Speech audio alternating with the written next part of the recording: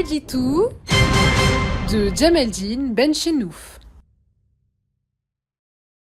Salam alaikum, Azulflaoun, bonsoir. Le printemps des peuples, partie 1. Ce qui se passe aujourd'hui en Tunisie, la situation intenable dans laquelle elle a été précipitée, la crise politique qui la secoue dans tous les sens, chaque jour un peu plus, l'effondrement économique qui l'a fait vaciller sur tous ses fondements, devrait nous inciter à la réflexion pour tenter de comprendre ce qui se passe dans ce pays voisin, ce pays très proche, rappelons-le, qui a joué un rôle admirable dans la guerre de libération algérienne. Rappelons d'emblée, et avant d'entrer dans cet édito qui va se décliner en 3 parties, que la situation actuelle en Tunisie est la conséquence d'une très lourde facture, que le peuple tunisien a été condamné à payer pour avoir osé secouer le joug sous lequel ploient des peuples entiers. Oui, nous voyons très bien avec le recul que nous permettent les chroniques politiques dans la région que le peuple tunisien a été condamné à payer très cher son sursaut de dignité. Autant la Tunisie a-t-elle été le précurseur du printemps des peuples et un exemple suivi instantanément par plusieurs peuples arabes ou dits arabes, autant ce petit et courageux pays a-t-il été désigné en victime expiatoire pour envoyer un message clair à tous les peuples qui se sont soulevés contre leurs oppresseurs respectifs et donc contre l'ordre mondial qui protégeait ces mêmes despotes et les soutenait, qui les protège toujours et les soutient toujours. Ce que subit présentement le peuple tunisien, et avec lui les autres peuples qui se sont levés dans son sillage, est un message très fort et qui ne se cache même pas. Un message de la contre-révolution globale. À ce peuple, à ces peuples, pour avoir osé secouer le joug de l'oppression dans un contexte mondial où des peuples entiers ont été réduits à la servitude et à l'abrutissement politique.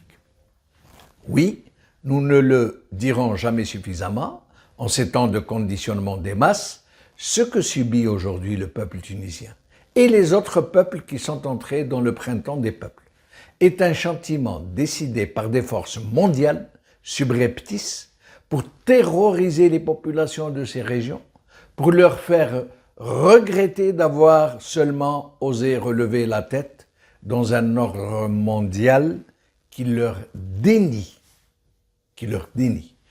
toute velléité démocratique. La faillite multidimensionnelle de la Tunisie et l'impasse dans laquelle elle a été fourvoyée n'est ni le fait de la conjoncture économique mondiale, ni celui de l'actuel pouvoir tunisien, encore que celui-ci procède de lui-même, même si c'est à son insu, du processus punitif qui a été déployé. Ce sont réellement des représailles exercées sur tout un peuple pour lui faire regretter d'avoir osé défier l'ordre établi et encore plus rédhibitoire de s'être hissé en valeur d'exemple pour des peuples qui sont dans les mêmes conditions. Le soulèvement du peuple tunisien avait réellement surpris tous les habituels observateurs et pris de court les vigiles de l'ordre mondial.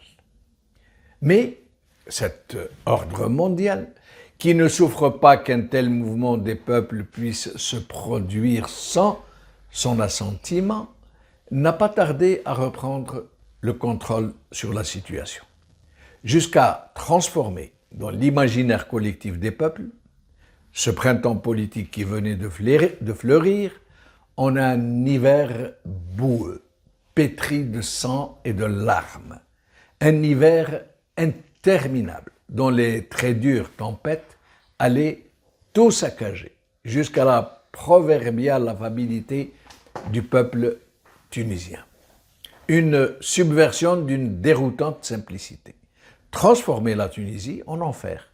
Puis, après elle, réduire tous les autres pays qui étaient entrés dans le même printemps des peuples à l'anarchie et à l'incertitude des lendemains. Leur faire regretter leur sursaut de dignité. Une machine inexorable s'est donc ébranlée et des complots très laborieux, particulièrement efficaces, se sont mis en place avec l'aide de suppôts locaux pour sévir très durement dans tous ces pays. Et pas un seul parmi eux n'a été épargné.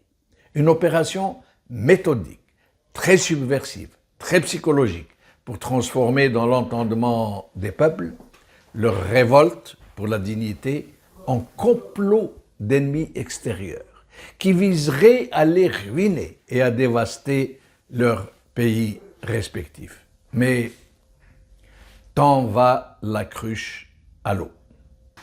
قول خير.